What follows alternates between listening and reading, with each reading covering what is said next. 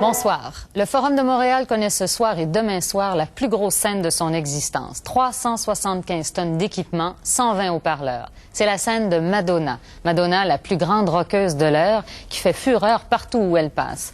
Elle revient d'une tournée triomphale du Japon pour présenter son spectacle dans 17 villes nord-américaines. Vendredi, 50 000 fans l'accueillaient à Toronto et au Québec, c'est à guichet fermé qu'elle chante les 2 soirs. Who's That Girl, comme le dit le titre de son spectacle, des collègues du Point ont cherché à savoir.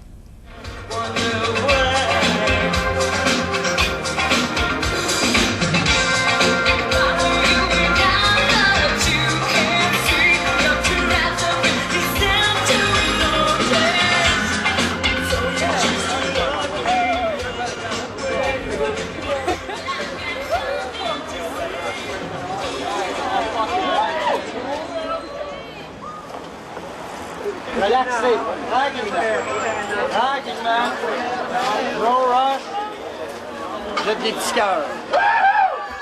Relaxez.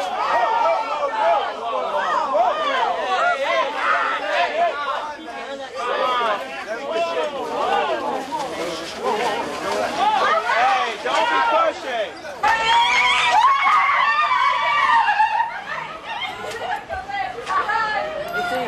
La file d'attente, la bousculade et les cris de joie sont les premiers signes qui annoncent un concert de rock'n'roll. Et puis, quelques jours plus tard, un deuxième signe, on monte le plateau et la sono. Enfin, la vraie folie n'éclate que le jour même du concert. Ce soir, c'est au Forum de Montréal. Le même spectacle qu'avant-hier à Toronto, celui de la chanteuse rock américaine Madonna.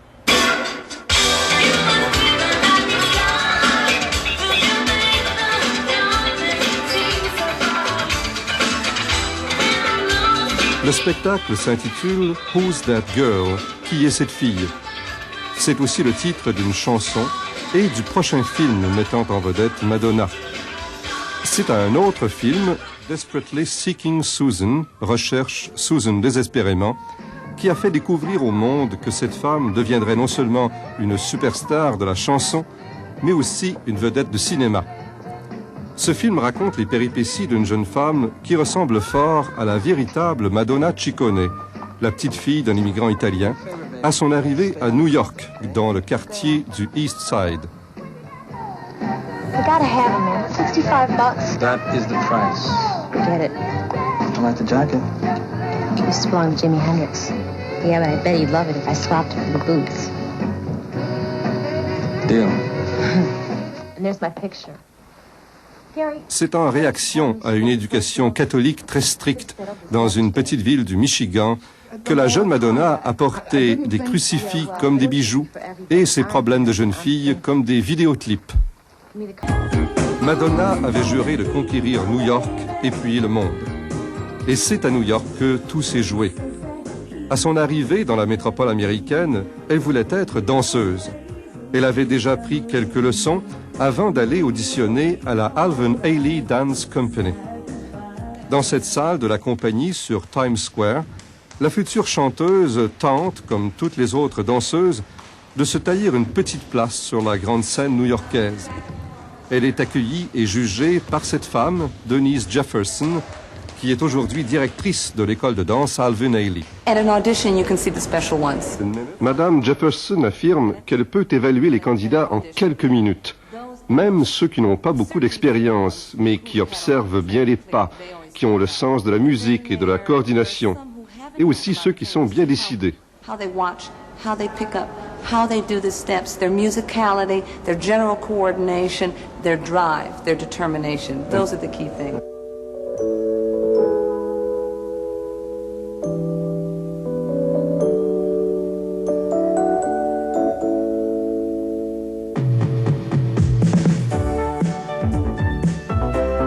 How did Madonna rate, in your opinion, when you first saw her? I would say quite high. Quant à Madonna, Denise Jefferson l'a cotée très haut, parce qu'elle a un corps souple et bien fait, parce qu'elle est très énergique et très intense. Madame Jefferson ajoute que Madonna a quitté la danse parce qu'elle n'aimait pas la discipline, qui vous oblige à rester en studio de 4h30 à 6h par jour. to be a dancer. I think you have to need it and want it in your heart so much to stay in the studio 4.5, 6 hours a day.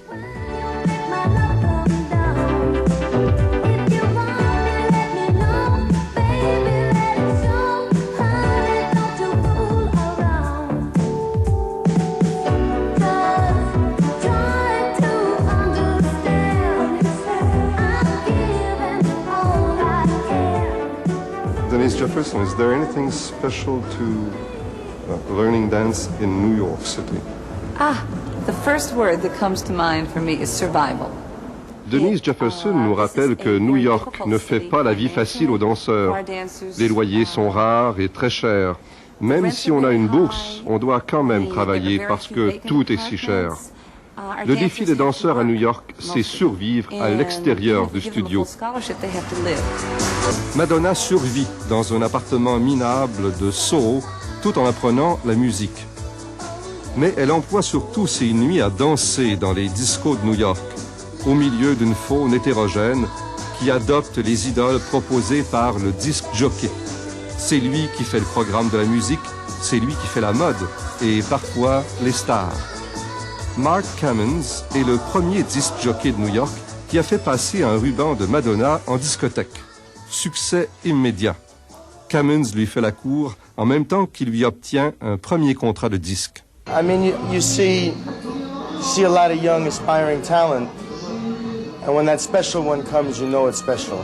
Cummins prétend qu'il peut distinguer les talents rares parmi tous les autres, grâce à une sorte d'aura un peu mystique, comme chez Madonna qui avait peu d'argent mais pourtant une allure bien à elle.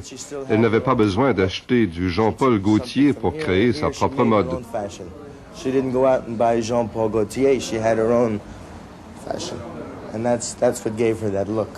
Quand on lui dit que ça prend tout de même plus que de l'allure pour réussir, Cummins répond que chez Madonna, l'allure vient de l'intérieur, sans compter qu'elle écrit, joue et chante merveilleusement bien.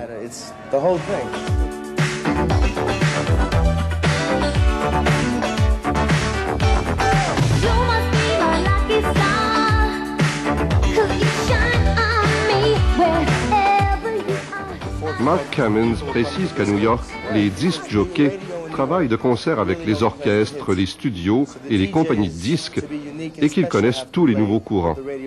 Ils sont à l'avant-garde de la musique new-yorkaise. Ils font tourner les disques qu'on n'entend pas à la radio, ceux qu'ils achètent constamment partout dans le monde. Alors, ajoute Cummins, c'est pour ça que j'ai créé cette boîte orientale. Je suis à la recherche de nouvelles choses pour le public de New York.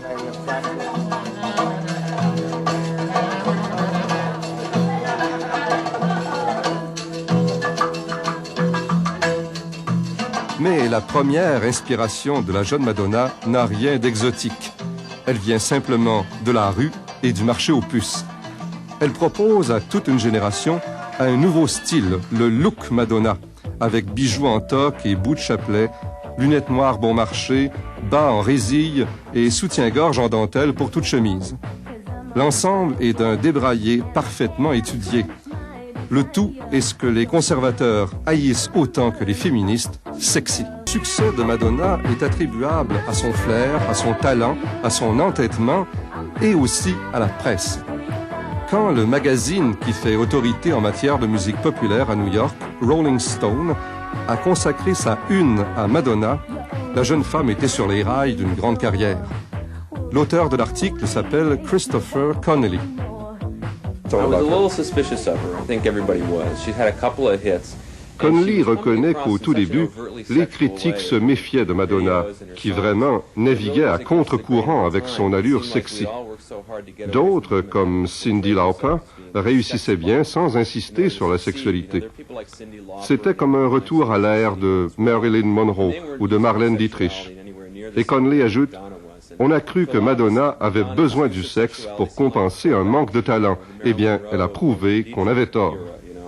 And I think we were suspicious of that. I think we thought that meant she didn't have the musical goods to pull it off that way, and so she had to use sex in terms of marketing ploy to make herself successful. Well, she's proven us wrong. I think the important thing to remember about Madonna is that she created her own image. Christopher Conley souligne aussi que Madonna a créé sa propre image, contrairement aux stars d'autrefois, genre Marilyn Monroe, dont l'entourage masculin fabriquait de toutes pièces toute la carrière. À l'inverse, dit-il, Madonna a tout décidé elle-même.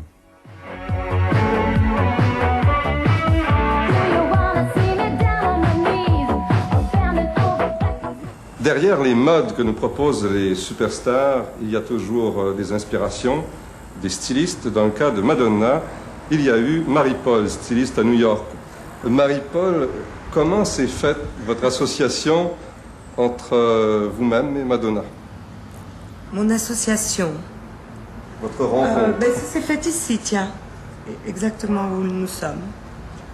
Mais c'est venu comment? Avec un ami, Martin, qui était son art directeur et qui était un très cher ami. Et elle voulait faire la pochette de disque, elle voulait une styliste, parce que je faisais beaucoup de stylisme en même temps que les bijoux. L'idée des croix et tout ça, ça commençait un peu en réaction contre la religion, quand on est élevé un peu catholique, comme des filles comme moi, ou même Madonna. Il y a eu un côté un peu rébellion. Puis après, éventuellement, il y a un côté réalisation, non? Les gens, ça choque des gens quand tu portes des croix dans les oreilles, mais ça les choque pas si tu les portes là. Tu comprends? Ouais. C'est bizarre. Au fond, c'est en déplaçant un tout petit symbole qu'on lui donne un autre sens. Oui. Comme les soutiens-gorge. La même chose de chanter une chanson Like a Virgin et d'arriver en scène avec une robe de mariée que j'ai quelque part, mais je ne vais pas la sortir. Et un bustier. C'était votre idée sur la robe de mariée que portait Madonna? Elle était descendue du gâteau, oui. On a travaillé ensemble sur ce projet. Mais pourquoi une robe de mariée? Mais justement, moi je pensais qu'il fallait que la jeunesse américaine retrouve ce sens de la pureté. Et d'ailleurs, ce qui est vrai, il y a eu un boom, je crois, dans les mariages jeunes, en Europe aussi. Il y a un côté mode dans les mariages en ce moment, non, vous trouvez pas? Like a Virgin, la vierge du rock'n'roll, va conquérir les scènes du monde et surtout les écrans, grâce aux vidéoclips où elle excelle dans les numéros de danse. Madonna vend des disques par millions. 11 de ses chansons occuperont le haut du palmarès, un record battu uniquement par Elvis Presley et les Beatles.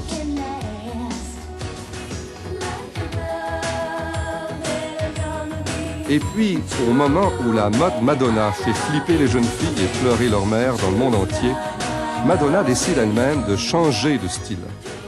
On va alors la comparer à Marilyn Monroe, sexy, femme fatale, parfois un peu fleur bleue. Montréal, par exemple, le premier style de Madonna a laissé des traces dans les magasins, la rue et surtout les discothèques. À la disco, le 13e ciel, un concours Madonna fait la découverte d'un autre sosie de la superstar. La vraie Madonna n'accorde pas d'interview à la télévision, mais les autres, oui. Je trouve qu'elle est belle, beaucoup de talent, puis très sensuelle. Je sais pas, j'aime son genre.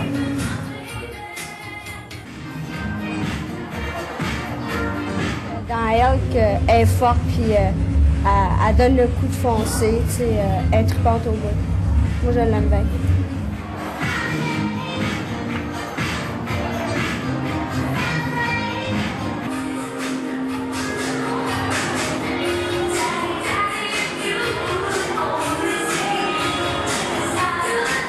Elle a toujours été ma meilleure, Madonna. Oui. Même dans ses débuts, j'ai toujours suivi. Dans le temps qu'elle était de l'autre style, j'avais mes cheveux comme elle. Là, elle s'éteint les cheveux, je m'éteins les cheveux.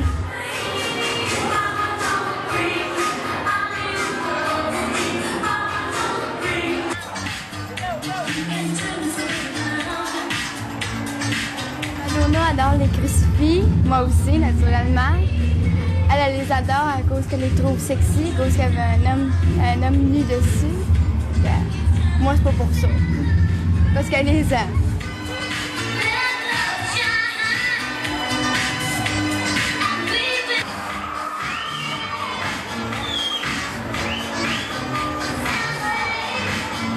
Je l'ai vue comme chanteuse, je trouvais qu'elle avait un talent, puis je me suis dit, c'est une star.